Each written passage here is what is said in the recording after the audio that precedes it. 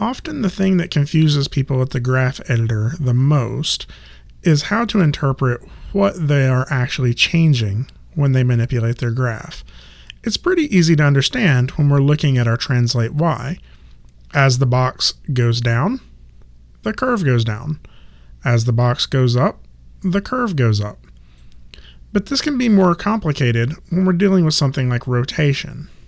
So let's move on along in this scene, and you'll see that I have another animation with some rotation on this box. Now this rotation currently is set to auto tangent, and all of the other channels are completely unedited. So you'll see that my translate X is flat, my translate Y, all of these are flat. The only thing that has any keyframes on it is my rotation Z. So what we have to interpret is what this curve represents as it goes up and down. Usually the easiest way to do this is just to edit one of these keyframes by moving it up and down and seeing what result happens. You can always undo afterwards. So if I hold Shift and middle click, I can move this keyframe upward, and you'll see that as the value goes up, the rotation of this box comes down. And as the curve goes down, the rotation of this box goes up, which is the opposite of what we would expect. Again, the reason for this is because this curve just represents this change in value, and I'm rotated into the negative numbers. So as those negative numbers come towards 0, the values are going to go up. But that means we have to make that translation in our head. The curve goes up, the box rotates down.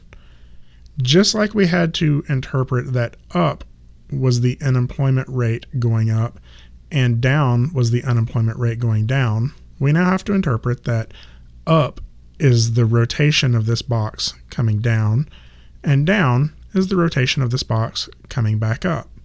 So again, it can be a little confusing. I'm going to go ahead and select this curve, and I'm going to set the curves to weighted tangents, simply because I like using weighted tangents more.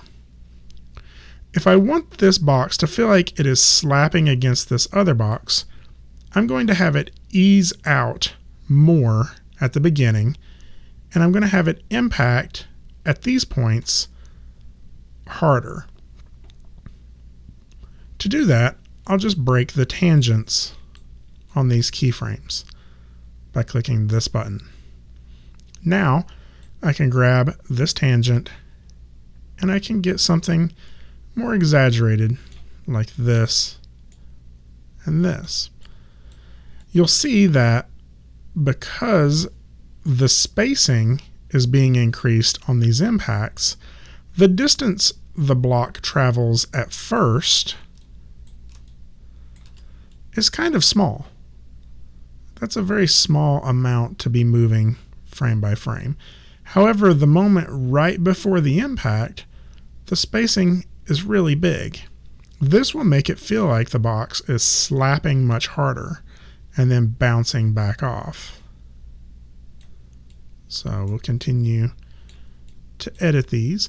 Again, if I need to zoom in a little closer, I can hold Alt and right click and move my mouse side to side, or Alt and middle click to pan. And if I hold Shift and Alt, I can zoom in and out in a single axis at a time. And this will allow me to get in here closer so I can edit these curves with more precision. So now my box will close like this.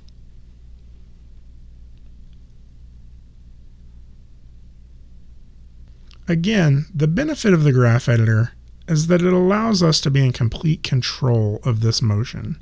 If I wanted this box to bounce off bigger or smaller, I can quickly change that height in the curve, and I can adjust this dynamically as we go along, making pretty big changes to our animation quickly.